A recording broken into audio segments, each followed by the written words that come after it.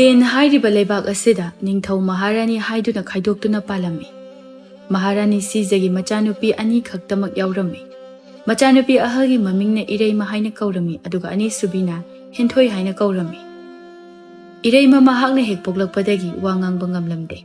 Maramasina ningthau Maharani ani na Ireima bu konungi wangmada thokhanda ka manung aduda kanasutina handana thamlami.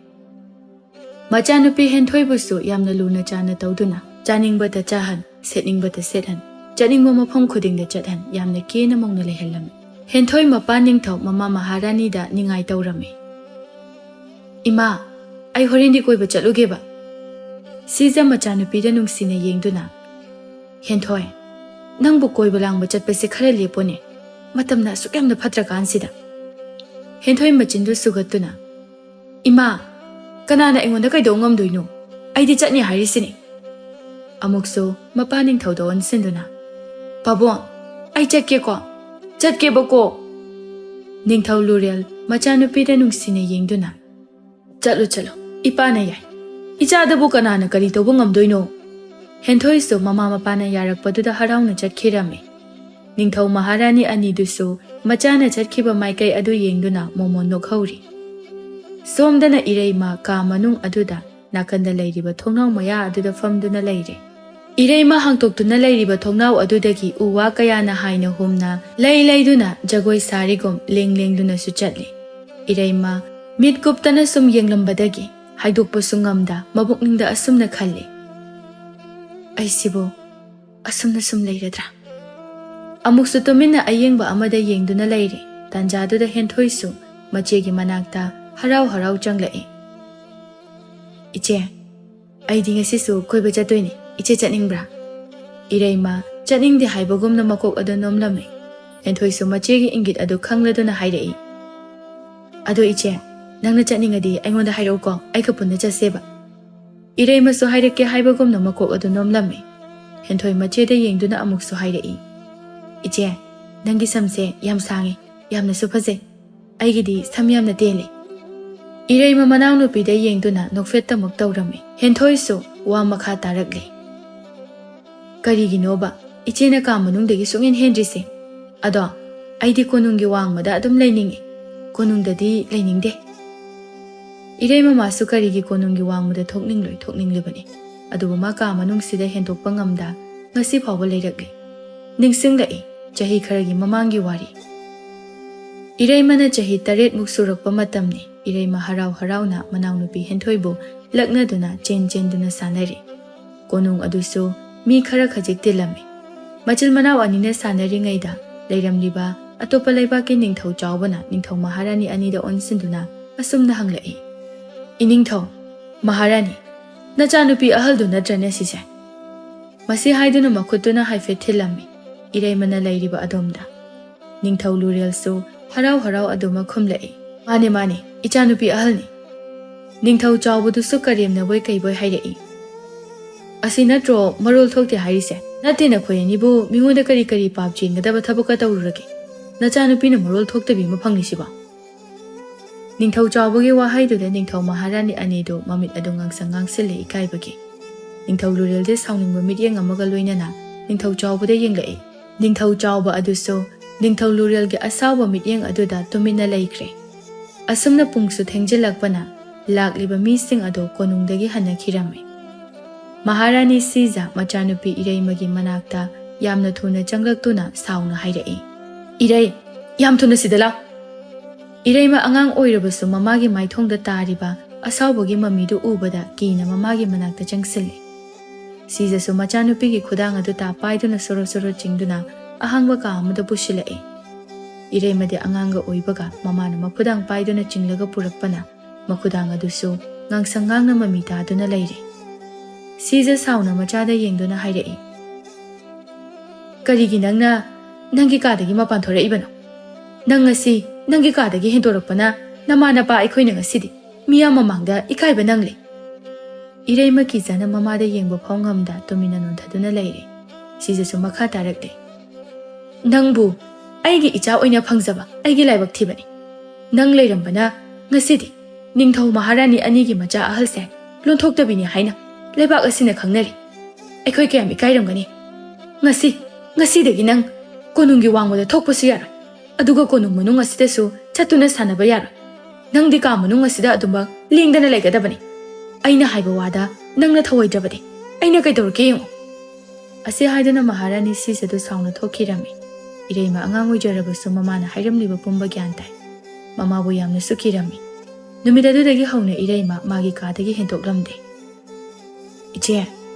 ꯏꯆꯦ ꯀꯩꯗꯧꯔꯒꯦ ꯎꯪꯗꯨꯅ ꯂꯩꯔꯗꯤ ꯏꯔꯩꯃ ꯃꯅꯥꯎꯅꯨꯄꯤꯒꯤ ꯈꯣꯟꯖꯦꯜ ꯑꯗꯨꯗ ꯒ꯭ꯌꯥꯟ ꯈꯪꯇꯥ ꯇꯥꯔꯛꯏ ꯏꯔꯩꯃ ꯇꯞꯅ ꯃꯃꯥꯏ ꯑꯗꯨ ꯍꯦꯟꯊꯣꯏꯗ ꯑꯣꯟꯁꯤꯟꯗꯨꯅ ꯏꯪꯒꯤꯠ ꯇꯧꯏ ꯀꯔꯤ ꯍꯥꯏꯒꯦ ꯍꯥꯏꯕꯀꯣ ꯍꯦꯟꯊꯣꯏꯁꯨ ꯁꯥꯎꯔꯦ ꯃꯇꯥꯒꯨꯝ ꯃꯃꯤꯠ ꯑꯗꯨ ꯁꯨꯛꯇꯨꯅ ꯍꯥꯏꯔꯛꯏ ꯑꯩꯅ ꯉꯁꯥꯏꯈꯩ ꯈꯗꯥꯡꯒ ꯆꯣꯛꯊꯈꯩ ꯋꯥꯅ ꯉꯥꯡꯉꯤꯁꯦ ꯏꯆꯦꯗꯤ ꯀꯩꯝꯇꯁꯨ ꯇꯥꯕꯤꯔꯝꯗꯦ ꯏꯔꯩꯃ ꯍꯦꯟꯊꯣꯏ ꯅꯨꯡꯉꯥꯏꯇ꯭ꯔꯦ ꯍꯥꯏꯕ ꯃꯥ ꯈꯪꯂꯦ ꯑꯗꯨꯅ ꯃꯈꯨꯠꯅ ꯏꯪꯒꯤꯠ ꯇꯧꯔꯦ ꯏꯆꯦ ꯂꯥꯟꯈ꯭ꯔꯦ ꯍꯥꯏꯕꯒꯨꯝꯅ ꯍꯦꯟꯊꯣꯏꯁꯨ ꯃꯆꯦꯒꯤ ꯏꯪꯒꯤꯠ ꯑꯗꯨ ꯈꯪꯕꯅ ꯅꯣꯛꯃꯤ ꯇꯧꯔꯛꯏ ꯏꯆꯦ ꯑꯩꯁꯨ ꯊꯣꯛꯑꯒꯦꯀꯣ ꯍꯣꯔꯦꯟ ꯆꯠꯄꯒꯤ ꯀꯦꯔꯨꯈꯤꯒꯦ ꯑꯁꯤ ꯍꯥꯏꯗꯨꯅ ꯀꯥꯗꯨꯗꯒꯤ ꯊꯣꯛꯈꯤꯔꯝꯃꯤ ꯏꯔꯩꯃꯁꯨ ꯍꯦꯟꯊꯣꯏꯅ ꯆꯠꯈꯤꯕꯗꯨ ꯅꯨꯡꯁꯤꯅ ꯌꯦꯡꯖꯍꯧꯏ ꯍꯦꯟꯊꯣꯏꯁꯨ ꯀꯦꯕ ꯌꯥꯕ ꯀꯦꯔꯕ ꯃꯇꯨꯡꯗ ꯃꯍꯥꯛꯀꯤ ꯃꯅꯥꯏ ꯑꯆꯥꯟꯕꯤ ꯂꯤꯟꯒ ꯄꯨꯟꯅ ꯀꯣꯅꯨꯡꯒꯤ ꯋꯥꯡꯃꯗꯒꯤ ꯊꯣꯔꯛꯂꯦ ꯍꯦꯟꯊꯣꯏ ꯂꯤꯟꯗ ꯑꯣꯟꯁꯤꯟꯗꯨꯅ ꯍꯥꯏꯔꯛꯏ ꯂꯤꯟ ꯉꯁꯤꯗꯤ ꯊꯝꯕꯥꯜ ꯌꯥꯝꯅ ꯄꯥꯟꯕ ꯄꯥꯠꯀꯨꯝꯕ ꯑꯃꯗ ꯑꯣꯏꯅ ꯆꯠꯂꯨꯁꯦ ꯌꯥꯏꯌꯦ ꯔꯥꯖꯀꯨꯃꯥꯔꯤ ꯑꯁꯨꯝꯅ ꯑꯅꯤꯗꯨ ꯊꯝꯕꯥꯜ ꯌꯥꯝꯅ ꯁꯥꯠꯄ ꯃꯐꯝ ꯑꯗꯨꯗ ꯂꯥꯛꯂꯝꯃꯤ ꯍꯦꯟꯊꯣꯏ ꯊꯝꯕꯥꯜꯁꯤꯡꯗꯨ ꯎꯕꯗ ꯃꯃꯤꯠ ꯆꯣꯏꯊꯣꯛꯇ ꯌꯥꯝꯅ ꯃꯨꯟꯅ ꯌꯦꯡꯗꯨꯅ ꯂꯩ ꯂꯤꯟꯗꯨ ꯔꯥꯖꯀꯨꯃꯥꯔꯤꯒꯤ ꯄꯨꯛꯅꯤꯡꯒꯤ ꯋꯥ ꯑꯗꯨ ꯈꯪꯕꯅ ꯍꯥꯏꯔꯛꯏ ꯔꯥꯖꯀꯨꯃꯥꯔꯤ ꯊꯝꯕꯥꯜꯁꯦ ꯍꯦꯛꯂꯛꯀꯤ ꯂꯩꯔꯝꯃꯨꯀꯣ ꯁꯤꯗ ꯁꯨꯝ ꯑꯁꯨꯝꯅ ꯂꯤꯟꯅ ꯊꯝꯕꯥꯜ ꯈꯔ ꯍꯦꯛꯂꯗꯨꯅ ꯍꯦꯟꯊꯣꯏꯗ ꯄꯤꯔꯛꯂꯝꯃꯤ ꯁꯦ ꯔꯥꯖꯀꯨꯃꯥꯔꯤ ꯍꯦꯟꯊꯣꯏꯁꯨ ꯊꯝꯕꯥꯜ ꯑꯗꯨ ꯅꯣꯛꯃꯤ ꯂꯧꯁꯟꯗꯨꯅ ꯊꯝꯕꯥꯜ ꯑꯗꯨꯗ ꯊꯋꯥꯏ ꯇꯥꯅ ꯌꯦꯡꯖꯩ ꯍꯦꯟꯊꯣꯏꯅ ꯇꯞꯅ ꯂꯤꯟ ꯊꯝꯕꯥꯜꯁꯤꯡꯁꯦ ꯌꯥꯝ ꯐꯖꯗ꯭ꯔꯥ ꯌꯥꯝ ꯐꯖꯩꯌꯦ ꯔꯥꯖꯀꯨꯃꯥꯔꯤ ꯍꯦꯟꯊꯣꯏꯗꯨꯁꯨ ꯃꯐꯝꯁꯤꯒꯤ ꯂꯤꯔꯤ ꯁꯤꯜꯂꯛꯂꯤꯕ ꯅꯨꯡꯁꯤꯠ ꯊꯝꯕꯥꯜ ꯃꯌꯥꯝ ꯁꯥꯠꯂꯤꯕꯁꯤꯡ ꯑꯗꯨ ꯎꯕꯗ ꯄꯨꯛꯅꯤꯡꯗ ꯅꯨꯡꯉꯥꯏꯕ ꯏꯊꯤꯜ ꯀꯌా ꯐꯥꯎꯖꯔꯤ ꯉꯥꯏꯍꯥꯛ ꯁꯨꯝ ꯌꯦꯡꯂꯝꯕꯗꯒꯤ ꯍꯦꯟꯊꯣꯏꯁꯨ ꯑꯁꯨꯝꯅ ꯑꯃꯨꯛ ꯍꯥꯏꯔꯛꯏ ꯂꯤꯟ ꯂꯥꯛꯑꯣ ꯀꯩꯊꯦꯜꯗ ꯆꯪꯉꯨꯁꯤ ꯑꯁꯨꯝꯅ ꯑꯅꯤꯗꯨ ꯀꯩꯊꯦꯜ ꯑꯗꯨꯗ ꯂꯥꯛꯂꯝꯃꯤ ꯀꯩꯊꯦꯜ ꯑꯗꯨꯗ ꯅꯨꯄꯤꯒꯤ ꯑꯣꯏꯕ ꯐꯖꯕ ꯂꯩꯇꯦꯡꯒꯤ ꯑꯣꯏꯕ ꯄꯣꯠ ꯀꯌا ꯑꯃꯁꯨ ꯌꯣꯜꯂꯤ ꯍꯦꯟꯊꯣꯏꯅ ꯁꯝꯐꯥꯕꯤ ꯑꯃ ꯇꯥꯞ ꯄꯥꯏꯈꯠꯂꯤ ꯑꯗꯨꯒ ꯃꯆꯤꯟꯗ ꯇꯞꯅ ꯁꯣꯜꯂꯤ ꯁꯤꯒꯤ ꯁꯝꯐꯥꯕꯤꯁꯤꯗꯤ ꯏꯆꯦꯒꯤ ꯃꯁꯝꯗ ꯐꯥꯕꯗ ꯌꯥꯝ ꯐꯖꯅꯤ ꯑꯁꯤ ꯍꯥꯏꯗꯨꯅ ꯄꯣꯠ ꯌꯣꯜꯂꯤꯕ ꯅꯨꯄꯤ ꯑꯗꯨꯗꯒꯤ ꯁꯝꯐꯥꯕꯤ ꯑꯗꯨ ꯂꯩꯔꯝꯃꯤ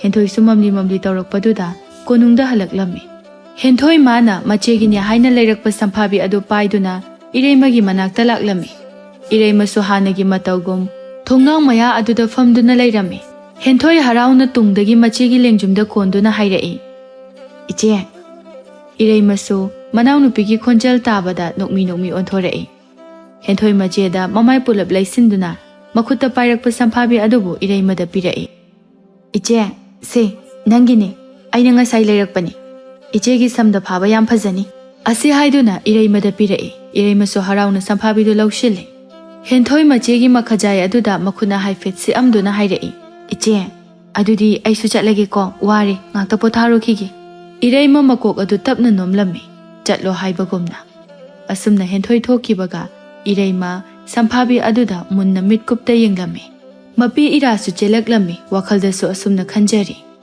ꯑꯩꯅ ꯁꯝꯐꯥꯕꯤ ꯑꯁꯤꯕꯨ ꯐꯥꯗꯨꯅ ꯀꯗꯥꯏꯗ ꯆꯠꯂꯨꯅꯤ ꯑꯩꯒꯤ ꯄꯨꯟꯁꯤ ꯑꯁꯤꯗꯤ ꯁꯔꯪ ꯃꯅꯨꯡꯒꯨꯝꯂꯕ ꯀꯥ ꯑꯁꯤꯗ ꯑꯩꯒꯤ ꯄꯨꯟꯁꯤꯅ ꯂꯩꯔꯤꯕ ꯃꯈꯩ ꯑꯗꯨꯝ ꯂꯩꯔꯣ ꯍꯥꯏꯗꯨꯅ ꯇꯝꯂꯝꯂꯦ ꯑꯃꯨꯛꯁꯨ ꯁꯝꯐꯥꯕꯤ ꯑꯁꯤ ꯃꯉꯣꯟꯗ ꯂꯩꯔꯕꯗ ꯆꯟꯅꯐꯝ ꯈꯪꯗꯅ ꯂꯩꯒꯗ꯭ꯔꯥ ꯍꯥꯏꯗꯨꯅ ꯃꯤꯄꯥꯏꯖꯕꯁꯨ ꯐꯥꯎꯔꯤ ꯏꯔꯩꯃ ꯍꯥꯡꯇꯣꯛꯇꯨꯅ ꯂꯩꯔꯤꯕ ꯊꯣꯡꯅꯥꯎ ꯑꯗꯨꯒꯤ ꯋꯥꯡꯃꯗ ꯍꯩ ꯔꯥ ꯀꯌꯥꯅ ꯌꯥꯟꯊꯗꯨꯅ ꯄꯥꯜꯂꯤꯕꯗꯨ ꯎꯕꯗ ꯄꯨꯛꯅꯤꯡꯗ ꯍꯩ ꯑꯁꯤꯕꯨ ꯃꯈꯨꯠꯃꯛꯅ ꯍꯦꯛꯇꯨꯅ ꯆꯥꯅꯤꯡꯏ ꯑꯁꯨꯝꯅ ꯁꯨꯝ ꯂꯩꯔꯛꯄꯅ ꯄꯨꯡ ꯀꯌꯥ ꯍꯧꯈ꯭ꯔꯕꯅꯣ ꯍꯥꯏꯕ ꯈꯪꯂꯝꯗꯦ ꯇꯟꯖꯥꯗꯨꯗ ꯃꯅꯥꯏ ꯅꯨꯄꯤ ꯑꯃ ꯆꯪꯂꯛꯇꯨꯅ ꯍꯥꯏꯔꯛꯏ ꯔꯥꯖꯀꯨꯃꯥꯔꯤ ꯆꯥꯅꯅꯕꯁꯦ ꯁꯤꯗ ꯊꯝꯖꯔꯒꯦ ꯏꯔꯩꯃꯁꯨ ꯍꯥꯏꯗꯨꯅ ꯃꯀꯣꯛꯇꯃꯛ ꯅꯣꯝꯂꯝꯃꯤ ꯅꯨꯄꯤ ꯑꯗꯨꯁꯨ ꯏꯔꯩꯃꯒꯤ ꯆꯥꯅꯅꯕꯗꯨ ꯊꯝꯂꯝꯗꯨꯅ ꯊꯣꯛꯈꯤꯔꯝꯃꯤ ꯏꯔꯩꯃꯁꯨ ꯆꯥꯅꯅꯕ ꯄꯨꯁꯤꯜꯂꯛꯂꯤꯕꯗꯨ ꯍꯟꯅ ꯐꯥꯎ ꯌꯦꯡꯂꯨꯗ ꯃꯥꯒꯤ ꯁꯪꯁꯥꯔ ꯑꯃꯗ ꯇꯥꯎꯗꯨꯅ ꯂꯩꯔꯦ ꯑꯁꯨꯝꯅ ꯅꯨꯃꯤꯠꯇꯨꯁꯨ ꯍꯧꯈꯤꯕ ꯈꯪꯍꯧꯗꯦ ꯍꯦꯟꯊꯣꯏ ꯑꯌꯨꯛ ꯉꯟꯇꯥꯁꯤꯗ ꯃꯀꯦ ꯁꯦꯝꯕ ꯍꯧꯈ꯭ꯔꯦ ꯃꯥꯒꯤ ꯅꯥꯀꯟꯗ ꯂꯤꯟꯁꯨ ꯂꯦꯞꯇꯨꯅ ꯂꯩꯔꯦ ꯍꯦꯟꯊꯣꯏ ꯍꯔꯥꯎ ꯍꯥꯏꯔꯛꯏ ꯂꯤꯟ ꯑꯩꯁꯦ ꯐꯖꯕ꯭ꯔꯥ ꯐꯖꯩꯌꯦ ꯔꯥꯖꯀꯨꯃꯥꯔꯤ ꯍꯦꯟꯊꯣꯏꯁꯨ ꯀꯦꯕ ꯌꯥꯕ ꯀꯦꯔꯕ ꯃꯇꯨꯡꯗ ꯃꯆꯦꯒꯤ ꯀꯥꯗ ꯂꯥꯛꯂꯝꯃꯤ ꯏꯔꯩꯃꯗꯤ ꯍꯥꯟꯅꯒꯤ ꯍꯥꯃꯨꯗ ꯂꯩꯔꯝꯃꯤ ꯍꯦꯟꯊꯣꯏ ꯇꯍꯥ ꯃꯆꯦꯒꯤ ꯃꯈꯨꯠ ꯄꯥꯏꯗꯨꯅ ꯐꯝꯂꯝꯕꯗꯒꯤ ꯆꯤꯡꯈꯠꯇꯨꯅ ꯃꯤꯡꯁꯦꯜ ꯃꯃꯥꯡ ꯑꯗꯨꯗ ꯐꯝꯍꯜꯂꯤ ꯏꯔꯩꯃ ꯍꯦꯟꯊꯣꯏꯗ ꯋꯥꯍꯪ ꯑꯃ ꯍꯪꯕꯒꯨꯝꯅ ꯃꯤꯠꯌꯦꯡ ꯑꯗꯨꯅ ꯏꯪꯒꯤꯠ ꯇꯧꯔꯦ ꯍꯦꯟꯊꯣꯏꯁꯨ ꯃꯆꯦꯒꯤ ꯋꯥꯍꯪ ꯑꯗꯨ ꯈꯪꯕꯅ ꯍꯥꯏꯔꯛꯏ, ꯏꯆꯦ, ꯑꯩꯅ ꯀꯦꯕꯤꯒꯦ ꯇꯧꯕꯅꯤ꯫ ꯏꯔꯩꯃ ꯇꯜꯂꯤ ꯍꯥꯏꯕꯒꯨꯝ ꯃꯀꯣꯛ ꯑꯗꯨ ꯍꯥꯏꯔꯛꯏ꯫ ꯍꯦꯟꯊꯣꯏ ꯃꯆꯦꯒꯤ ꯃꯑꯣꯡꯗꯨꯗ ꯅꯣꯛꯃꯤ ꯇꯧꯅ ꯍꯥꯏ, ꯏꯆꯦ, ꯉꯁꯤꯗꯤ ꯀꯦꯔꯒ ꯑꯩꯅ ꯀꯣꯅꯨꯡꯒꯤ ꯃꯄꯥꯟꯗ ꯄꯨꯊꯣꯛꯄꯤꯗꯣꯏꯅꯤ꯫ ꯏꯆꯦꯕꯨ ꯆꯠꯅꯤꯡꯗꯕ꯭ꯔꯥ? ꯏꯔꯩꯃ ꯑꯃꯨꯛꯁꯨ ꯃꯀꯣꯛꯇꯣ हाय ꯆꯠꯅꯤꯡꯗꯦ ꯍꯥꯏꯕꯒꯤ ꯃꯇꯥꯒꯨꯝ ꯍꯦꯟꯊꯣꯏꯁꯨ ꯏꯔꯩꯃꯒꯤ ꯏꯪꯒꯤꯠꯇꯨ ꯎꯁꯟꯅꯗꯅ ꯃꯥꯒꯤ ꯀꯦꯐꯝ ꯊꯣꯛꯄ ꯀꯦꯕꯤꯔꯤ ꯑꯗꯨꯒ ꯉꯔꯥꯡ ꯃꯥꯅ ꯂꯩꯔꯛꯈꯤꯕ ꯁꯝꯐꯥꯕꯤ ꯑꯗꯨ ꯇꯨꯡꯗ ꯊꯥꯗꯣꯛꯇꯨꯅ ꯂꯩꯔꯤꯕ ꯁꯝꯂꯥꯡ ꯑꯗꯨꯗꯒꯤ ꯈꯔ ꯈꯖꯤꯛ ꯈꯣꯝꯒꯠꯇꯨꯅ ꯐꯥꯖꯤꯜꯂꯤ ꯍꯦꯟꯊꯣꯏ ꯃꯆꯦꯕꯨ ꯀꯦꯕꯤꯕ ꯂꯣꯏꯔꯕ ꯃꯇꯨꯡꯗ ꯍꯥꯏꯔꯛꯏ ꯏꯆꯦ ꯉꯁꯤꯗꯤ ꯌꯥꯝ ꯐꯖꯩ ꯏꯔꯩꯃꯁꯨ ꯃꯥꯡꯗ ꯂꯩꯔꯤꯕ ꯃꯤꯡꯁꯦꯜ ꯑꯗꯨꯗ ꯍꯥꯏꯐꯦꯠ ꯌꯦꯡꯈꯠꯂꯨꯏ ꯑꯗꯨꯒ ꯅꯣꯛꯃꯤ ꯇꯧꯗꯨꯅ ꯉꯥꯏꯍꯥꯛꯇꯤ ꯂꯩ ꯍꯦꯟꯊꯣꯏꯁꯨ ꯏꯔꯩꯃꯒꯤ ꯃꯤꯅꯣꯛ ꯑꯗꯨ ꯎꯕꯗ ꯃꯍꯥꯛꯁꯨ ꯍꯔꯥꯎꯖꯔꯝꯃꯤ ꯑꯁꯨꯝꯅ ꯍꯦꯟꯊꯣꯏꯁꯨ ꯃꯃꯥ ꯃꯄꯥꯗꯒꯤ ꯑꯌꯥꯕ ꯂꯧꯔꯕ ꯃꯇꯨꯡꯗ ꯀꯣꯅꯨꯡꯗꯒꯤ ꯊꯣꯔꯛꯂꯝꯃꯤ ꯍꯦꯟꯊꯣꯏ ꯃꯆꯦꯗ ꯑꯣꯟꯁꯤꯟꯗꯨꯅ ꯏꯆꯦ ꯀꯩꯊꯦꯜꯗ ꯄꯣꯠ ꯌꯣꯜꯂꯤꯕꯁꯤꯡꯗꯨꯕꯨ ꯌꯦꯡꯕ ꯆꯠꯅꯤꯡꯗꯕ꯭ꯔꯣ 이레이마 ꯆꯠꯅꯤꯡꯗꯦ ꯍꯥꯏꯗꯨꯅ ꯃꯀꯣꯛ ꯑꯗꯨ ꯍꯥꯏ ꯍꯦꯟꯊꯣꯏꯅ ꯑꯃꯨꯛꯁꯨ ꯍꯥꯏꯔꯛꯏ ꯑꯗꯨꯗꯤ ꯊꯝꯕꯥꯜ ꯌꯥꯝꯅ ꯄꯥꯟꯕ ꯃꯐꯝ ꯑꯗꯨꯗ ꯆꯠꯁꯤꯔꯥ 이레이마 ꯍꯥꯏꯕꯒꯨꯝꯅ ꯃꯀꯣꯛ ꯑꯗꯨ ꯅꯣꯝꯃꯤ ꯑꯁꯨꯝꯅ 이레이마ꯅꯦ ꯍꯦꯟꯊꯣꯏꯅꯦ ꯂꯤꯟꯅꯦ ꯃꯈꯣꯏ ꯑꯍꯨꯝ ꯑꯗꯨ ꯊꯝꯕꯥꯜ ꯌꯥꯝꯅ ꯁꯥꯠꯄ ꯄꯥꯠ ꯑꯗꯨꯗ ꯂꯥꯛꯂꯝꯃꯤ ꯑꯁꯨꯝ ꯂꯥꯛꯄꯅ ꯃꯐꯝ ꯑꯗꯨꯁꯨ ꯌꯧꯔꯝꯃꯤ 이레이마 마ꯅ ꯍꯦꯛ ꯄꯣꯛꯄꯗꯒꯤ ꯑꯃꯨꯛꯇ ꯐꯥꯎꯕ ꯑꯁꯨꯝꯅ ꯊꯝꯕꯥꯜ ꯁꯥꯠꯄꯁꯤ ꯎꯈꯤꯗ꯭ꯔꯤ 이레이마 ꯉꯥꯏꯍꯥꯛꯇꯤ ꯍꯔꯥꯎꯅ ꯊꯝꯕꯥꯜ ꯃꯌꯥꯝ ꯑꯃ ꯁꯥꯠꯂꯤꯕꯗꯨꯗ ꯌꯦꯡꯗꯨꯅ ꯂꯩ ꯍꯦꯟꯊꯣꯏꯁꯨ ꯍꯔꯥꯎ 이레이마ꯗ ꯑꯣꯟꯁꯤꯟꯗꯨꯅ ꯍꯪꯂꯛꯏ 이제 ꯊꯝꯕꯥꯜ ꯃꯌꯥꯝꯁꯦ ꯐꯖꯗ꯭ꯔꯥ 이레이마ꯁꯨ ꯐꯖꯩ ꯍꯥꯏꯕꯒꯨꯝꯅ ꯃꯀꯣꯛ ꯑꯗꯨ ꯅꯣꯝꯂꯝꯃꯤ ꯂꯤꯟꯗꯤ ꯃꯆꯤꯜ ꯃꯅꯥꯎ ꯑꯅꯤꯒꯤ ꯃꯇꯧ ꯑꯗꯨꯗ ꯌꯦꯡꯗꯨꯅ ꯂꯩꯔꯦ ꯃꯆꯤꯜ ꯃꯅꯥꯎ ꯑꯅꯤꯗꯨꯁꯨ ꯃꯐꯝ ꯑꯗꯨꯗ ꯊꯋꯥꯏ ꯇꯥꯅ ꯌꯦꯡꯗꯨꯅ ꯂꯩ 이레이마 ꯋꯥꯈꯜꯗ ꯑꯁꯨꯝꯅ ꯈꯜꯂꯤ ꯀꯌꯥꯗ ꯏꯪꯅ ꯆꯤꯛꯅ ꯐꯖꯈ꯭ꯔꯕ ꯑꯩꯅ ꯃꯐꯝ ꯑꯁꯤꯗ ꯑꯗꯨꯃꯛ ꯂꯩꯔꯕꯗꯤ ꯑꯩꯒꯤ ꯑꯋꯥꯕ ꯄꯨꯝꯕꯁꯦ ꯄꯣꯛꯀꯗꯕ ꯃꯥꯜꯂꯤ ꯅꯣꯛꯐꯦꯠꯁꯨ ꯑꯃꯨꯛ ꯇꯧꯖꯩ 이항 ꯍꯥꯡꯕ ꯃꯥꯂꯪꯗ 우체ꯛ ꯁꯪꯒꯨ पाइदुना लैरिबदु उबदा 이레이마ꯁꯨ 우체ꯛꯁꯤꯡ ꯑꯗꯨꯗ ꯌꯦꯡꯗꯨꯅ ꯃꯄꯨꯛꯅꯤꯡꯗ ꯃꯔꯣꯜ ꯂꯣꯜꯂꯤ 이항 ꯍꯥꯡꯕ ꯃꯥꯂꯪꯗ 우체ꯛ ꯁꯪꯒꯨꯅ ꯃꯅꯤꯡꯇꯝꯅ ꯄꯥꯏꯕꯒꯨꯝ ꯑꯩꯁꯨ ꯏꯅꯤꯡꯇꯝꯅ ꯃꯈꯣꯏꯒꯨꯝꯅ ꯂꯩꯅꯤꯡꯉꯤ ꯃꯈꯣꯏꯗꯤ ꯀꯌꯥꯗꯁꯨ ꯅꯨꯡꯉꯥꯏꯖꯔꯝꯒꯅꯤ ꯑꯊꯤꯡꯕ ꯑꯄꯟꯕ ꯑꯃꯠꯇ ꯌꯥꯎꯗꯅ ꯄꯥꯏꯔꯤ ꯍꯦꯟꯊꯣꯏ ꯃꯆꯦꯅ ꯎꯡꯗꯨꯅ ꯂꯩꯕꯗꯨꯗ ꯍꯪꯂꯛꯏ 이제 ꯀꯩꯗꯧꯔꯒꯦ ꯀꯣꯅꯨꯡꯗ ꯍꯟꯅꯤꯡꯉꯕꯣ 이레이마 ꯍꯟꯅꯤꯡꯗ꯭ꯔꯤ ꯍꯥꯏꯕꯒꯨꯝꯅ ꯃꯀꯣꯛ ꯑꯗꯨ ꯍꯥꯏ ꯍꯦꯟꯊꯣꯏꯁꯨ ꯇꯨꯃꯤꯟꯅ ꯑꯃꯨꯛ ꯂꯩꯈ꯭ꯔꯦ ꯇꯟꯖꯥ ꯑꯗꯨꯗ ꯄꯥꯈꯪ ꯃꯆꯥ ꯑꯅꯤꯈꯛ ꯁꯒꯣꯜ ꯇꯣꯡꯗꯨꯅ ꯃꯈꯣꯏꯒꯤ ꯃꯥꯏꯀꯩꯗ ꯂꯥꯛꯂꯝꯃꯤ ꯍꯦꯟꯊꯣꯏꯁꯨ ꯂꯥꯞꯇꯛꯅ ꯎꯔꯝꯃꯤ ꯅꯨꯄꯥ ꯑꯅꯤꯗꯨꯅ ꯁꯒꯣꯜ ꯇꯣꯡꯗꯨꯅ ꯂꯥꯛꯂꯤꯕꯗꯣ ꯅꯨꯄꯥ ꯑꯅꯤꯗꯨꯁꯨ ꯑꯁꯨꯝ ꯅꯛꯁꯤꯜꯂꯛꯄꯅ ꯅꯨꯄꯤ ꯑꯍꯨꯝ ꯑꯗꯨꯅ ꯂꯩꯔꯤꯕ ꯃꯄꯥ ꯑꯗꯨꯗ ꯈꯥꯝꯂꯝꯃꯤ ꯑꯗꯨꯒ ꯁꯒꯣꯜ ꯑꯗꯨꯗꯒꯤ ꯀꯨꯝꯊꯔꯛꯏ 이레이마 ꯅꯨꯄꯥ ꯑꯅꯤꯗꯨ ꯎꯕꯗ ꯃꯁꯥ ꯑꯗꯨ ꯏꯍꯩ ꯍꯩꯅꯖꯗꯦ ꯍꯦꯟꯊꯣꯏꯗꯤ ꯆꯨꯡ ꯐꯤꯔꯥꯜ ꯆꯥꯔꯕ ꯌꯦꯡꯕꯗ ꯅꯨꯄꯥꯗ ꯅꯨꯄꯥ ꯃꯥꯟꯕ ꯅꯨꯄꯥ ꯑꯅꯤꯗꯨꯅ ꯃꯥꯒꯤ ꯃꯤꯠꯃꯥꯡꯗ ꯂꯩꯔꯕꯗ ꯊꯃꯣꯏ ꯑꯗꯨ ꯃꯊꯨꯝ ꯃꯔꯥꯡ ꯍꯧꯔꯝꯃꯤ ꯅꯨꯄꯥ ꯑꯅꯤꯗꯨꯒꯤ ꯃꯅꯨꯡꯗ ꯅꯨꯄꯥ ꯑꯃꯅ ꯅꯨꯄꯤ ꯑꯍꯨꯝ ꯑꯗꯨꯒꯤ ꯃꯤꯡ ꯍꯪꯂꯛꯏ ꯀꯔꯤ ꯃꯤꯡ ꯀꯧꯒꯦ ꯁꯨꯝ ꯁꯛ ꯈꯪꯅꯁꯦ ꯌꯥꯕ ꯅꯠꯇ꯭ꯔꯣ ꯍꯦꯟꯊꯣꯏ ꯃꯥꯏꯊꯣꯡ ꯑꯗꯨ ꯂꯥꯡꯅ ꯈꯨꯝꯂꯛꯏ ꯌꯥꯏꯌꯦ ꯑꯩꯒꯤ ꯃꯤꯡ ꯍꯦꯟꯊꯣꯏ ꯑꯗꯨꯒ ꯃꯥꯒꯤꯅ ꯂꯤꯟ ꯑꯃꯨꯛꯁꯨ 이레이마ꯗ ꯈꯨꯠ ꯊꯤꯟꯗꯨꯅ ꯇꯥꯛꯂꯤ ꯃꯥꯒꯤꯅ 이레이마 이레이마ꯗꯤ ꯃꯃꯥꯏ ꯅꯣꯟꯊꯗꯨꯅ ꯂꯨꯛꯊꯗꯨꯅ ꯂꯩꯔꯦ ꯅꯨꯄꯥꯗꯨꯁꯨ ꯃꯈꯣꯏ ꯃꯁꯥꯒꯤ ꯁꯛ ꯇꯥꯛꯆꯔꯛꯏ ꯑꯩꯒꯤꯅ ꯆꯤꯡꯈꯩ ꯀꯧꯏ ꯑꯩꯈꯣꯏ ꯏꯇꯥꯎꯁꯤꯒꯤꯅ ꯄꯨꯟꯁꯤꯕ 이레이마ꯒ ꯍꯦꯟꯊꯣꯏꯒꯗ ꯑꯣꯟꯁꯤꯜꯂꯛꯇꯨꯅ ꯍꯪꯂꯛꯏ 이레이마 ꯍꯦꯟꯊꯣꯏ ꯅꯈꯣꯏ ꯑꯅꯤꯅ ꯁꯦꯠꯂꯤꯕ ꯐꯤꯖꯣꯜꯁꯤꯡ ꯑꯗꯨꯒ ꯍꯥꯏꯔꯨꯔꯗꯤ ꯑꯆꯝꯕ ꯃꯤꯗꯤ ꯃꯥꯟꯗꯦ ꯍꯦꯟꯊꯣꯏ ꯅꯣꯛꯃꯤ ꯈꯨꯝꯂꯛꯏ ꯑꯩꯈꯣꯏ ꯑꯅꯤ ꯂꯩꯕꯥꯛ ꯑꯁꯤꯒꯤ ꯔꯥꯖꯀꯨꯃꯥꯔꯤꯅꯤ ꯆꯤꯡꯈꯩ ꯅꯣꯛꯃꯤ ꯇꯧꯗꯨꯅ ꯑꯩꯁꯨ ꯃꯥꯜꯂꯦꯅ ꯈꯜꯂꯤꯅꯤ ꯑꯗꯣ 이ꯕꯨꯡꯁꯤꯡ ꯅꯈꯣꯏ ꯑꯅꯤꯁꯨ ꯀꯗꯥꯏꯗꯒꯤ ꯂꯥꯛꯄꯅꯣ ꯃꯐꯝ ꯑꯁꯤꯗꯒꯤꯗꯤ ꯃꯥꯟꯗꯦ ꯆꯤꯡꯈꯩꯅ ꯑꯩꯈꯣꯏꯗꯤ ꯅꯈꯣꯏꯒꯤ ꯊꯪꯅꯕ ꯂꯩꯕꯥꯛ ꯑꯗꯨꯗꯒꯤꯅꯤ ꯑꯗꯣ ꯃꯐꯝꯁꯤꯗ ꯀꯩꯗꯧꯔꯝꯃꯤꯅꯣ ꯁꯨꯝ ꯀꯣꯏꯊꯣꯔꯛꯑꯝꯕꯅꯤ 이ꯕꯨꯡꯁꯤꯡꯗꯤ ꯁꯤꯗ ꯀꯩꯗꯧꯕ ꯂꯥꯛꯄꯅꯣ ꯑꯩꯈꯣꯏꯁꯨ ꯂꯩꯕꯥꯛ ꯑꯁꯤꯗ ꯐꯖꯕ ꯃꯐꯝ ꯀꯌꯥ ꯂꯩ ꯍꯥꯏꯕ ꯇꯥꯕꯗꯨꯗ ꯌꯦꯡꯕ ꯂꯥꯛꯄꯅꯤ ꯑꯁꯨꯝꯅ ꯍꯦꯟꯊꯣꯏꯁꯨ ꯅꯨꯄꯥ ꯑꯅꯤꯗꯨꯒ ꯋꯥꯔꯤ ꯁꯥꯟꯅꯔꯤ ꯄꯨꯟꯁꯤꯕ 이레이마ꯗ ꯍꯥꯏꯔꯞꯇꯤ ꯌꯦꯡꯂꯤ ꯄꯨꯟꯁꯤꯕ ꯃꯥꯒꯤ ꯃꯤꯠꯌꯦꯡꯗꯨ ꯍꯦꯟꯊꯣꯏ ꯃꯥꯁꯨ ꯇꯥꯟ ꯆꯥꯔꯨꯕꯒꯤꯔ ꯍꯦꯛ ꯎꯊꯣꯛꯂꯨꯏ ꯍꯦꯟꯊꯣꯏ ꯋꯥꯈꯜꯗ ꯑꯁꯨꯝꯅ ꯈꯜꯂꯤ 이ꯕꯨꯡ ꯄꯨꯟꯁꯤꯕꯁꯦ ꯑꯩꯈꯣꯏ ꯏꯆꯦ ꯄꯥꯝꯕ ꯃꯥꯜꯂꯤ ꯉꯁꯥꯏꯗꯒꯤ ꯌꯦꯡꯉꯤꯁꯦ ꯇꯨꯃꯤꯟ ꯑꯁꯨꯝꯅ ꯃꯈꯣꯏꯁꯨ ꯃꯇꯝ ꯊꯦꯡꯖꯤꯜꯂꯛꯄꯗꯨꯗ ꯃꯥꯒꯤ ꯃꯥꯏꯀꯩꯗ ꯍꯟꯅꯔꯝꯃꯤ ꯍꯦꯟꯊꯣꯏ ꯃꯁꯥꯗꯨ ꯏꯔꯥꯡ ꯂꯥꯡꯖꯔꯤ ꯃꯆꯦ 이레이마ꯗ ꯑꯃꯨꯛꯁꯨ ꯌꯦꯡꯗꯨꯅ ꯅꯣꯛꯂꯤ ꯑꯁꯨꯝꯅ ꯃꯈꯣꯏꯁꯨ ꯀꯣꯅꯨꯡ ꯌꯧꯈꯤꯕ ꯈꯪꯍꯧꯗꯦ Makoina changlakpada ningthau Lurelga Maharani Sijagasu macha halakpa ngairambagumna kaurai makoi ubada Sijana Lao lao Irei Henthoi lao lao Henthoi so harau harau machegi makut adu chingduna mama mapagi manakta pushili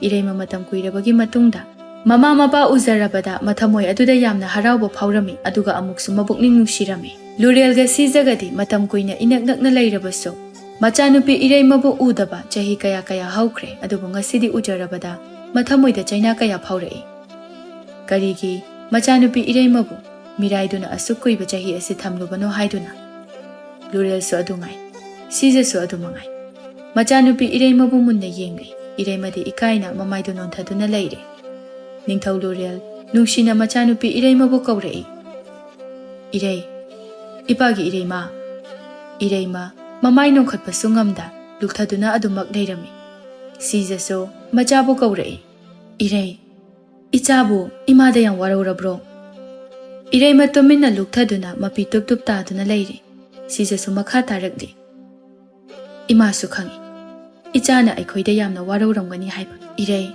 ima lale Irei ma handakti mamai adu tapna nongkhalaktuna mamada yenglaklami mapi su sinthaba lepte Ningthau Lurel Machagi sintharakliba mapi adu makhutuna nungsina taithokpirami Kapkanu Ipagi Irei Ichana kaplaga pabungna yengba ngamde Irei madi hena mabukning nungsikre Asukuiba matam ase nongmata Machane haiba kauthokduna nongmata so hanna yenglakpa kauba laikhide mahakpu so machana tabagumna inthokli Irei maso mama mapada waraudaba natte Asukuiba matam ase mabu hanna yengbirakte haiduna Adubu ngasidi itha thajadana mama mapana nungsina kaubirakpa mikupta warauramba pumnamak khudakta kokhibagumna mabukning adu penjarami Irei mana numit khuding khanjakhibani mama mapana amuktang oirabasu nungsina kaubiba phanglaroidra haiduna adubu ngasidi mangphaungnare mana ningjaba pumnamak Sija mapi sinthana machabu kausinbirami Irei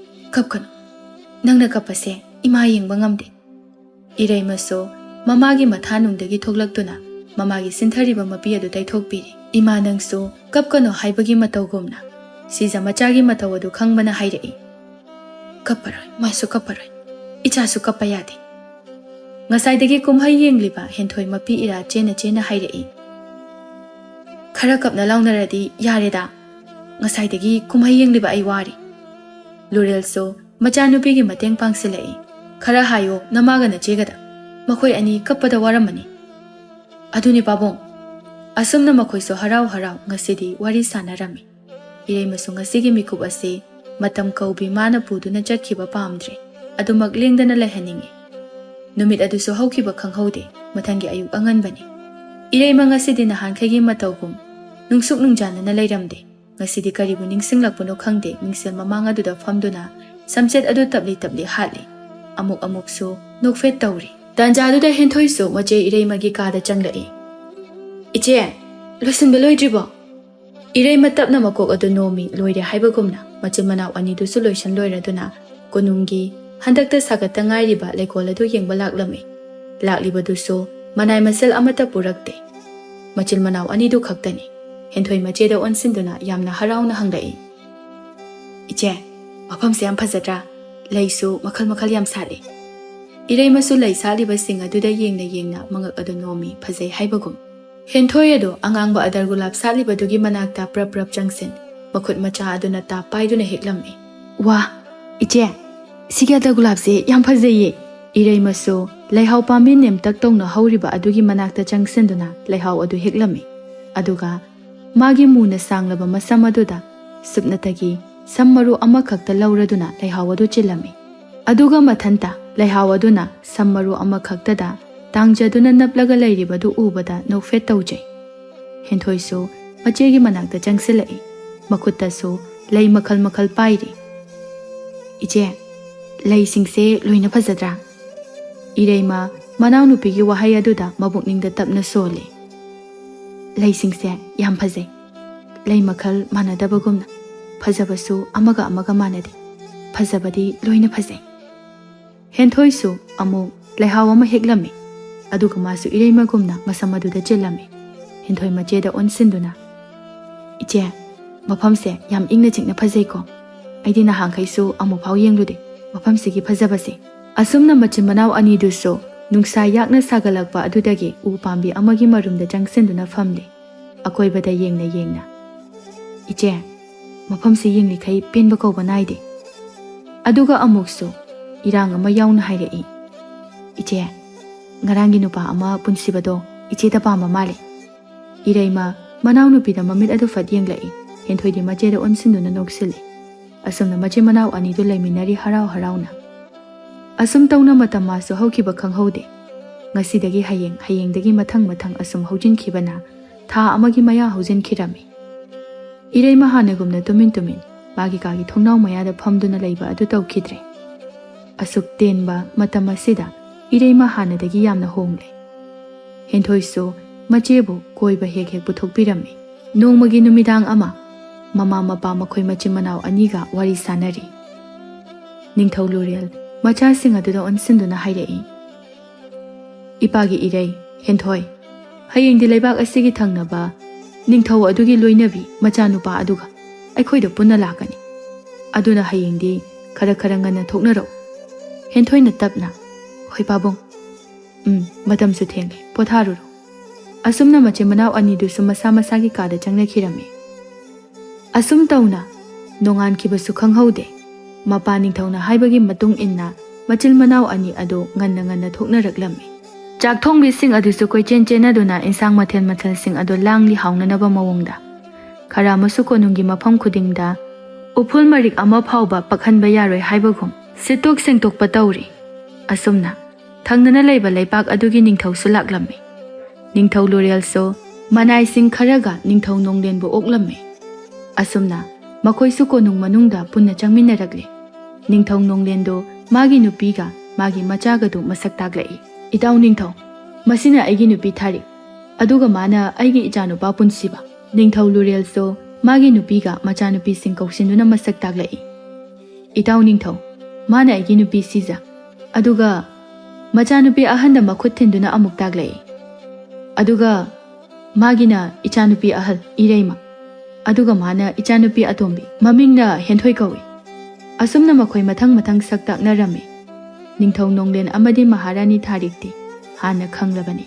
Machanupi ahal Ireimadi wangang thokte haibase.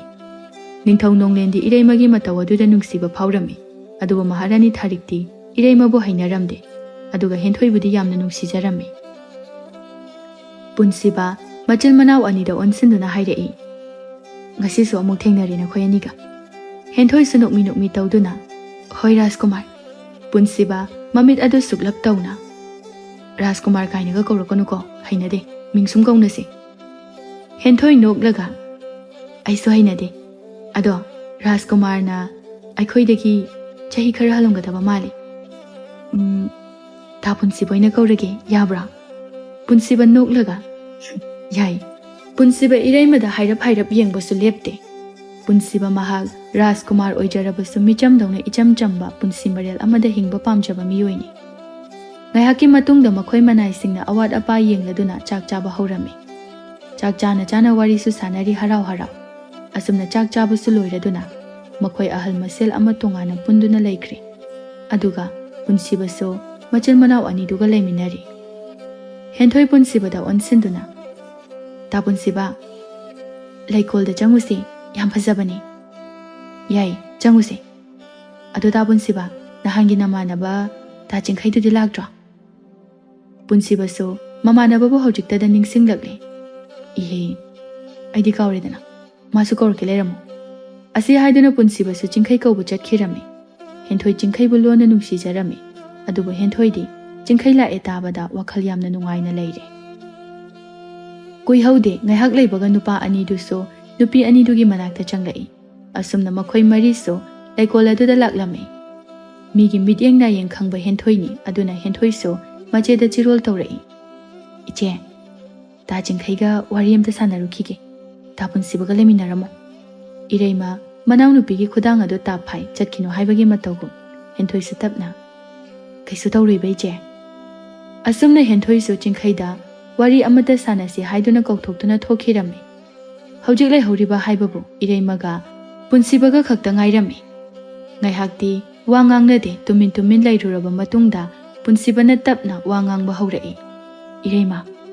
ꯏꯔꯩꯃ ꯄꯨꯟꯁꯤꯕꯗ ꯐꯠ ꯂꯩꯁꯤꯜꯂꯛꯇꯨꯅ ꯌꯦꯡꯂꯛꯏ꯫ ꯄꯨꯟꯁꯤꯕ ꯑꯃꯨꯛꯁꯨ ꯃꯈꯥ ꯇꯥꯔꯛꯏ꯫ "ꯏꯔꯩꯃ, ꯑꯩ ꯅꯉꯣꯟꯗ ꯋꯥ ꯑꯃꯇ ꯍꯥꯏꯖꯒꯦ." ꯏꯔꯩꯃ ꯈꯨꯝꯗꯦ꯫ ꯃꯃꯥꯏ ꯑꯗꯨ ꯇꯞꯅ ꯅꯣꯟꯊꯈꯤ꯫ ꯄꯨꯟꯁꯤꯕꯁꯨ ꯏꯔꯩꯃꯅ ꯈꯨꯝꯂꯛꯄꯗꯨ ꯉꯥꯏꯗꯦ, ꯃꯥꯅ ꯍꯥꯏꯅꯤꯡꯂꯤꯕꯗꯨ ꯑꯗꯨꯝ ꯍꯥꯏꯔꯛꯏ꯫ "ꯏꯔꯩꯃ, ꯑꯩ ꯅꯪꯒ ꯄꯨꯟꯁꯤ ꯂꯝꯕꯤ ꯆꯠꯃꯤꯟꯅꯕ ꯄꯥꯝꯃꯤ꯫ ꯅꯪꯅ ꯌꯥꯅꯤꯡꯕ ꯌꯥꯅꯤꯡꯗꯕꯗꯤ ꯑꯩ ꯈꯪꯗꯦ." ꯏꯔꯩꯃ ꯄꯨꯟꯁꯤꯕꯒꯤ ꯋꯥꯍꯩꯗꯨ తాꯕꯗ ꯃꯃꯥꯏ ꯑꯗꯨ ꯂꯩꯊꯣꯛꯇꯨꯅ ꯆꯠꯈꯤꯒꯦ ꯇꯧꯏ꯫ ꯄꯨꯟꯁꯤꯕꯁꯨ ꯈꯪꯍꯧꯗꯦ ꯏꯔꯩꯃꯒꯤ ꯈꯨꯗꯥꯡ ꯑꯗꯨ ꯇꯥꯞ ꯄꯥꯏꯔꯨꯏ꯫ ꯏꯔꯩꯃꯁꯨ ꯄꯨꯟꯁꯤꯕꯗ ꯋꯥꯔꯧꯅ ꯌꯦꯡꯂꯛꯏ꯫ ꯑꯗꯨꯒ ꯄꯨꯟꯁꯤꯕꯅ ꯄꯥꯏꯁꯤꯜꯂꯛꯂꯤꯕ ꯃꯈꯨꯠ ꯑꯗꯨꯁꯨ ꯁꯠꯇꯣꯛꯂꯝꯃꯤ꯫ ꯄꯨꯟꯁꯤꯕ ꯃꯃꯥꯏ ꯃꯃꯤꯠ ꯉꯥꯡꯁꯪ ꯉꯥꯡꯅ ꯍꯥꯏꯔꯛꯏ꯫ "ꯏꯔꯩ, ꯑꯩ ꯍꯧꯖꯤꯛꯀꯤꯗꯨ ꯁꯣꯏꯈ꯭ꯔꯦ." ꯏꯔꯩꯃ ꯃꯄꯤ ꯇꯨꯞ ꯇꯥꯅ ꯃꯥꯅ ꯄꯨꯔꯛꯄ ꯕꯣꯏ ꯑꯃꯗꯤ ꯀꯣꯂꯣꯝ ꯑꯗꯨ ꯄꯨꯊꯣꯛꯇꯨꯅ ꯏꯔꯝꯃꯤ, ꯑꯗꯨꯒ ꯄꯨꯟꯁꯤꯕꯗ ꯌꯦꯡꯍꯜꯂꯝꯃꯤ꯫ ꯄꯨꯟꯁꯤꯕꯁꯨ ꯃꯈꯣꯜ ꯊꯣꯛꯇ ꯇꯞꯅ ꯄꯥꯔꯝꯃꯤ꯫ "ꯇꯥ ꯄꯨꯟꯁꯤꯕ, ꯑꯩꯒꯤ ꯑꯁꯥ ꯇꯧꯕꯤꯒꯅꯨ. ꯑꯩꯗꯤ ꯃꯤꯌꯥꯝꯒ ꯃꯤꯃꯥꯟꯅꯗꯅ ꯍꯤꯡꯂꯤꯕ ꯃꯤꯁꯛ ꯑꯃꯅꯤ." ꯄꯨꯟꯁꯤꯕꯁꯨ ꯏꯔꯩꯃꯅ ꯏꯔꯛꯂꯤꯕꯗꯨꯒꯤ ꯃꯇꯨꯡ ꯏꯟꯅ ꯄꯥꯎꯈꯨꯝ ꯈꯨꯝꯂꯛꯂꯝꯃꯤ꯫ "ꯏꯔꯩꯃ, ꯑꯩ ꯍꯥꯟꯅ ꯈꯪꯉꯤ ꯅꯪꯒꯤ ꯃꯔꯝ ꯂꯣꯏꯅ. ꯑꯩꯅ ꯅꯪꯕꯨ ꯅꯨꯡꯁꯤꯕ ꯑꯁꯤꯗꯤ ꯄꯨꯟꯁꯤꯒꯤ ꯂꯦꯡꯗꯅ ꯂꯩꯒꯅꯤ." ꯏꯔꯩꯃꯁꯨ ꯃꯈꯥ ꯇꯥꯅ ꯏꯔꯛꯇꯨꯅ ꯄꯨꯟꯁꯤꯕꯗ ꯄꯤꯔꯛꯂꯤ꯫ ꯄꯨꯟꯁꯤꯕꯁꯨ ꯃꯈꯣꯜ ꯊꯣꯛꯇ ꯄꯥꯔꯤ꯫ "ꯍꯥꯟꯅ ꯈꯪꯅ ꯑꯩꯉꯣꯟꯗ ꯀꯔꯤꯒꯤ ꯀꯥꯏꯍꯧꯔꯤꯕꯅꯣ? ꯑꯩꯕꯨ ꯅꯨꯄꯤꯅꯤ ꯍꯥꯏꯗꯨꯅ ꯎꯁꯤꯠꯇ꯭ꯔꯤꯕ꯭ꯔꯥ?" ꯄꯨꯟꯁꯤꯕꯁꯨ ꯇꯞꯅ ꯏꯪꯅ ꯅꯨꯡꯁꯤꯅ ꯅꯣꯛꯇꯨꯅ ꯍꯥꯏꯔꯛꯏ꯫ "ꯑꯩꯗꯤ ꯅꯪꯉꯣꯟꯗ ꯎꯁꯤꯠꯇꯕꯁꯨ ꯂꯩꯈꯤꯗꯦ. ꯑꯩꯗꯤ ꯅꯪꯕꯨ ꯅꯨꯡꯁꯤꯖꯔꯨꯕ ꯈꯛꯇꯅꯤ."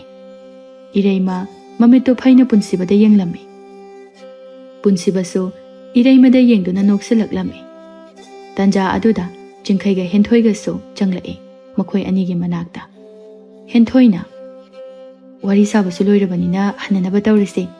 ꯏꯃꯥꯒ ꯄꯥꯕꯨꯡꯒꯅ ꯀꯨꯏꯔꯛꯀꯅꯨ ꯍꯥꯏꯔꯛꯄꯅꯦ ꯉꯁꯥꯏ." ꯃꯔꯤꯗꯨ ꯄꯨꯟꯅ ꯂꯩꯀꯣꯜ ꯑꯗꯨꯗꯒꯤ ꯊꯣꯔꯛꯂꯤ꯫ ꯃꯃꯥ ꯃꯄꯥꯁꯤꯡꯗꯨ ꯃꯆꯥꯁꯤꯡ ꯂꯥꯛꯄ ꯉꯥꯏꯔꯝꯕꯅꯤ꯫ ꯂꯨꯔꯦꯜꯅ, "ꯂꯥꯛꯑꯣ, ꯅꯈꯣꯏ ꯉꯥꯏꯔꯤꯕꯅꯤ." ꯑꯁꯨꯝꯅ ꯃꯈꯣꯏꯁꯨ ꯍꯔꯥꯎ ꯋꯥꯔꯤ ꯁꯥꯅꯔꯝꯃꯤ꯫ ꯃꯇꯥꯡ ꯇꯥꯟꯖꯥ ꯑꯁꯤꯗ ꯃꯍꯥꯔꯥꯅꯤ ꯊꯥꯔꯤꯛ ꯁꯤꯖꯥꯗ ꯑꯣꯟꯁꯤꯟꯗꯨꯅ ꯍꯥꯏꯔꯛꯏ꯫ "ꯁꯤꯖꯥ, ꯅꯆꯥꯅꯨꯄꯤ ꯑꯇꯣꯝꯕꯤꯁꯦ ꯏꯃꯥꯕꯣꯏꯅ ꯄꯤꯅꯕꯤꯔꯣ." ꯄꯨꯟꯁꯤꯕ ꯃꯃꯥꯗ ꯉꯛꯅ ꯌꯦꯡꯂꯛꯂꯝꯃꯤ꯫ ꯊꯥꯔꯤꯛꯁꯨ ꯃꯈꯥ ꯇꯥꯔꯛꯏ꯫ "ꯉꯝꯃꯣꯏ ꯍꯥꯏꯕꯒ ꯌꯥꯔꯣꯏꯀꯣ ꯁꯤꯖꯥ." ꯁꯤꯖꯥꯁꯨ ꯅꯣꯛꯃꯤ ꯇꯧꯗꯨꯅ, "ꯑꯩꯈꯣꯏꯒꯤꯗꯤ ꯂꯥꯏꯕꯛ ꯌꯥꯝꯅ ꯐꯕꯅꯤ. ꯑꯗꯣ ꯑꯉꯥꯡꯁꯤꯡꯒꯤ ꯋꯥ ꯑꯃ ꯍꯥꯟꯅ ꯇꯥꯈꯤꯁꯤ." ꯊꯥꯔꯤꯛꯁꯨ ꯃꯆꯥꯅꯨꯄꯥꯅ ꯁꯣꯏꯗꯅ ꯌꯥꯔꯛꯀꯅꯤ ꯈꯟꯕꯅ ꯍꯥꯏꯔꯛꯏ꯫ "ꯄꯨꯟꯁꯤꯕ, ꯅꯪꯒꯤ ꯑꯄꯥꯝꯕꯁꯨ ꯍꯥꯏꯌꯨ." ꯄꯨꯟꯁꯤꯕ ꯇꯞꯂꯞꯅ, "ꯏꯃꯥ, ꯑꯩ ꯏꯃꯥꯅ ꯍꯥꯏꯔꯤꯕꯗꯨ ꯌꯥꯕ ꯉꯝꯂꯣꯏ. ꯑꯩꯗꯤ ꯏꯔꯩꯃꯕꯨ ꯅꯨꯡꯁꯤ." ꯊꯥꯔꯤꯛ ꯁꯥꯎꯅ ꯃꯆꯥꯗ ꯌꯦꯡꯗꯨꯅ, "ꯄꯨꯟꯁꯤꯕ, ꯏꯃꯥꯒꯤ ꯋꯥꯗ ꯋꯥ ꯃꯈꯥ ꯇꯥꯔꯛꯀꯅꯨ. ꯑꯩꯗꯤ ꯍꯦꯟꯊꯣꯏꯕꯨ ꯏꯃꯧ ꯑꯣꯏꯒꯅꯤ." ꯏꯔꯩꯃ ꯃꯥꯁꯨ ꯈꯪꯉꯤ ꯃꯍꯥꯔꯥꯅꯤ ꯊꯥꯔꯤꯛꯅ ꯃꯥꯕꯨ ꯍꯩꯅꯗꯦ ꯍꯥꯏꯕ꯫ ꯄꯨꯟꯁꯤꯕꯁꯨ ꯑꯗꯨꯃꯛ ꯈꯨꯝꯂꯛꯂꯝꯃꯤ꯫ "ꯏꯃꯥ, ꯀꯔꯤꯒꯤꯅꯣ ꯏꯃꯥꯅ ꯏꯔꯩꯃꯕꯨ ꯅꯃꯧ ꯑꯣꯏꯕ ꯄꯥꯝꯗ꯭ꯔꯤꯕꯁꯦ?" ꯊꯥꯔꯤꯛꯁꯨ ꯑꯁꯥꯎꯕꯅ ꯍꯦꯟꯈꯤꯕꯅ ꯃꯕꯨꯛꯅꯤꯡꯗ ꯂꯩꯕ ꯋꯥ ꯄꯨꯝꯅꯃꯛ ꯍꯥꯏꯗꯣꯔꯛꯂꯤ꯫ "ꯏꯔꯩꯃꯗꯤ ꯑꯩꯒꯤ ꯏꯃꯧ ꯑꯣꯏꯅ ꯂꯧꯁꯤꯟꯕ ꯉꯝꯂꯣꯏ. ꯂꯩꯄꯥꯛ ꯑꯃꯒꯤ ꯔꯥꯖꯀꯨꯃꯥꯔꯅ ꯃꯔꯣꯟ ꯊꯣꯛꯇꯕꯤ ꯅꯨꯄꯤ ꯑꯃ ꯂꯧꯏ ꯍꯥꯏꯗꯨꯅ ꯌꯥ ꯂꯥꯎꯅꯈꯤꯒꯅꯤ. ꯂꯩꯕꯥꯛ ꯑꯁꯤꯕꯨꯁꯨ ꯍꯟꯊꯅ ꯌꯦꯡꯅꯒꯅꯤ." ꯃꯥꯒꯤ ꯅꯨꯄꯤꯅ ꯄꯨꯛꯆꯦꯜ ꯄꯤꯛꯄ ꯃꯇꯧ ꯑꯗꯨꯗ ꯅꯤꯡꯊꯧ ꯅꯣꯡꯂꯦꯟ ꯊꯥꯔꯤꯛꯇ ꯁꯥꯐꯨ ꯀꯟꯅ ꯊꯥꯔꯝꯃꯤ꯫ "ꯑꯁꯨꯛ ꯄꯨꯛꯆꯦꯜ ꯄꯤꯛꯄ ꯅꯪꯕꯨ ꯂꯩꯄꯥꯛ ꯑꯃꯒꯤ ꯃꯍꯥꯔꯥꯅꯤꯅꯤ ꯍꯥꯏꯕꯗ ꯃꯇꯤꯛ ꯆꯥꯗꯦ." ꯑꯃꯨꯛꯁꯨ ꯃꯆꯥꯅꯨꯄꯥꯗ ꯑꯣꯟꯁꯤꯟꯗꯨꯅ, "ꯏꯄꯥꯒꯤ ꯄꯨꯟꯁꯤꯕ, ꯏꯄꯥꯅ ꯌꯥꯏ. ꯏꯔꯩꯃꯕꯨ ꯏꯆꯥꯒ ꯆꯥꯎꯅ ꯂꯨꯍꯣꯡꯒꯅꯤ." ꯑꯁꯤ ꯍꯥꯏꯗꯨꯅ ꯃꯥꯒꯤ ꯅꯨꯄꯤꯗ ꯑꯃꯨꯛ ꯑꯣꯟꯁꯤꯜꯂꯛꯇꯨꯅ ꯍꯥꯏꯔꯛꯏ꯫ "ꯊꯥꯔꯤꯛ, ꯃꯤꯕꯨ ꯍꯟꯊꯅ ꯌꯦꯡꯒꯅꯨ. ꯏꯔꯩꯃꯁꯨ ꯑꯩꯈꯣꯏꯒꯨꯝꯅ ꯋꯥ ꯉꯥꯡꯅꯤꯡꯂꯤꯕꯅꯤ. ꯑꯩꯈꯣꯏꯅ ꯃꯥꯕꯨ ꯍꯟꯊꯅ ꯌꯦꯡꯕ ꯃꯤꯠꯌꯦꯡ ꯑꯗꯨ ꯎꯕꯗ ꯃꯍꯥꯛꯁꯨ ꯅꯨꯡꯉꯥꯏꯔꯝꯒꯗ꯭ꯔꯥ? ꯃꯤ ꯈꯨꯗꯤꯡꯃꯛ ꯆꯞ ꯃꯥꯟꯅꯕꯅꯤ. ꯃꯁꯤ ꯅꯪ ꯀꯔꯤꯒꯤ ꯈꯪꯗꯦ?"